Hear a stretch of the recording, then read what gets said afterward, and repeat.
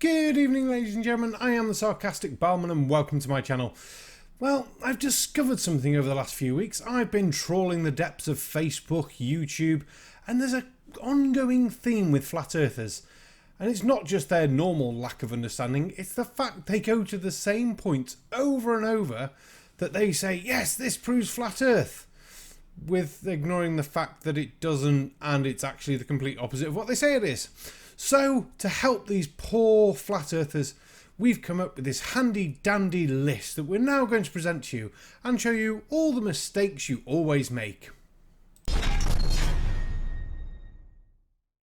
Yeah, number one. Now, this is one of my favourite points because I've never heard a flat earther answer it ever with any sort of level of consistency. Everything changes, and it's water always being flat and level, and how tides get really confusing in this step. Now, how can you have water flat and level if at point A it's high tide and at point B it's low tide? Surely there's got to be either on an angle, a curve, or a giant goddamn step in the middle of the water. These things don't mix, like flat earthers and water. Maybe we shouldn't feed flat earthers after midnight either. These are points that are definitely going to need looking at.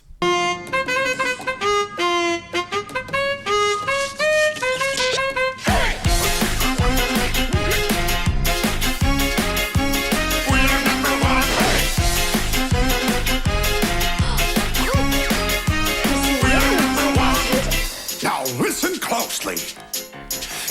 And before we get some stupid flat earther saying, Oh, all the tides, yeah, they're all at the same time, so it's always high tide or it's always low tide everywhere. shut the fuck up. In Conway, as I record this right now, high tide is going to be at 5:24 this morning. Around 21 miles away in Carnarvon, high tide there is going to be at 4:30. So there's an hour difference between them.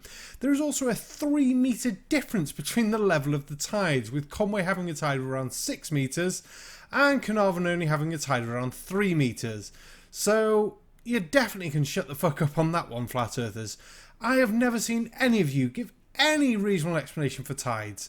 You go, oh, it's diamagnetic and the water, yeah, it's repelled by the moon, so, yeah. So the water bends. No, water can't bend. No. So there's a giant step. Perspective! Number 9. Yeah, this crap. All this crap can goddamn stop. The atmosphere moves with the Earth, and it has effects on the Earth. The fact that we are spinning is detectable as much as you flat earthers go, No, it's not. No. I've never seen like any sort of way of detecting it, and things, and Coriolis definitely isn't a thing, and Foucault's pendulum's just a lie, and hurricanes and tornadoes and things definitely don't spin differently from the northern hemisphere to the southern hemisphere. Yeah, we should all look like this. That's how we should all look right now. Yeah, we should all be spinning about. No, you absolute numpty eater, for God's sake. Oh, watch this clip.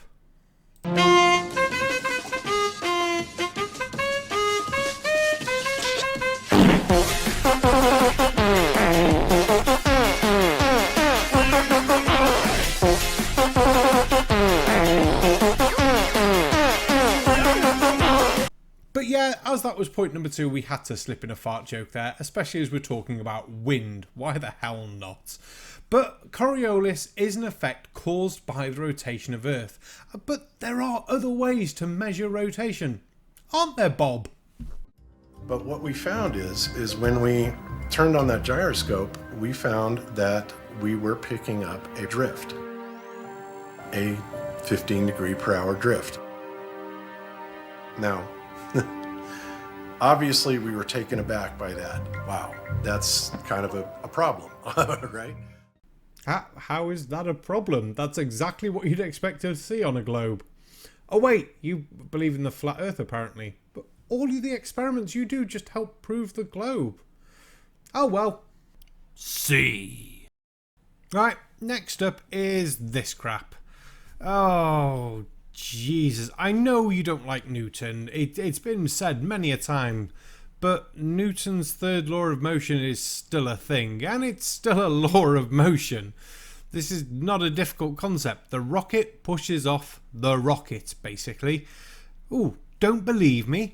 If only there was a video with someone making a rather large vacuum chamber and then putting a solid fuel rocket in it, very similar to what NASA uses, and then using that rocket to push against the scales while the chamber is in vacuum. Oh wait, there is. It's right here. Whee!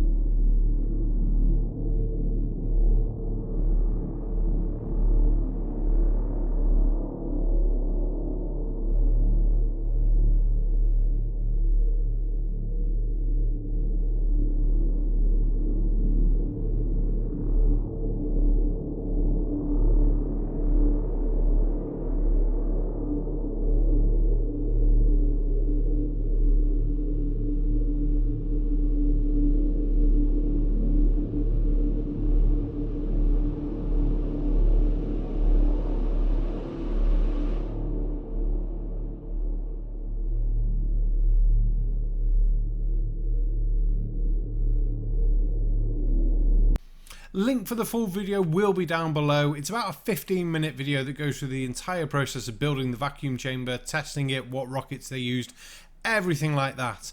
But for all the flurfers who might still be watching this, don't forget, every action has an equal and opposite reaction. Like if you stand outside of school and shout stuff and try and get some kids to walk up to you and give them things, someone's going to arrest you. Or someone's going to walk up and punch you in the face.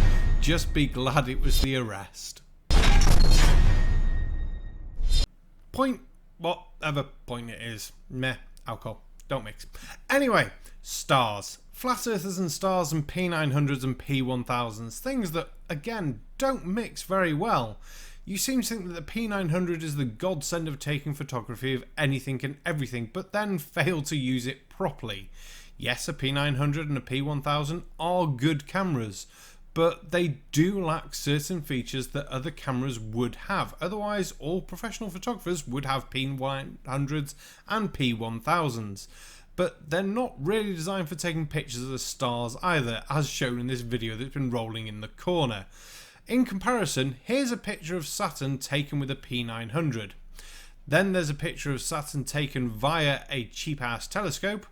And then a picture of Saturn taken with a medium price telescope, about half the price of a P900.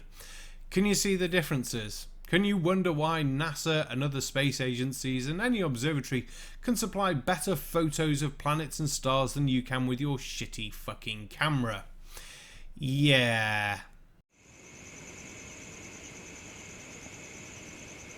This leads us nicely to our next point about stars, and that stellar motion is a thing. Stars do move, and for all of you flat earthers that then go, no they don't, it's there, it's still there, still there, still there.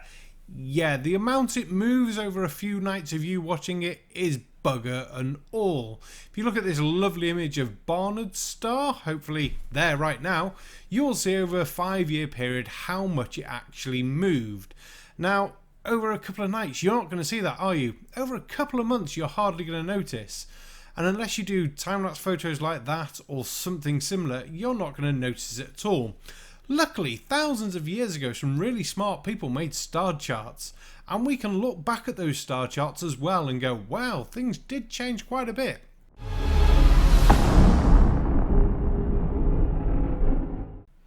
Well, I'm afraid that's all we've got time for tonight, ladies and gentlemen. I'm ringing last orders on this video because I've had enough for now. You'll have to check out part 2, which will hopefully be out very, very soon for section 5E. I've really got confused how I'm doing these numbers. It's a side effect of all the alcohol in my system. Oh well, never mind. But anyway, don't forget to check out the shows. We've got shows on Fridays, Saturday and Sundays. Many shows all the time. And don't forget to like, share, comment and subscribe down below. And I'll close out with a word from our sponsor. Hey, crazy Russian man. Do you love clothes? Ah! Yurita smells like clothes. Awesome. And you love the barman in a way that's just like, yeah, he's really cool. I wish I was as cool as him. The barman, he is the best. You do realize barman has lots of vodka. Well, now you can have clothes with a barman's face on. Check the link down below for my Teespring. Oh, awesome! Now Yuri can look good and stay warm while he drunk and burst out in garage. Yay!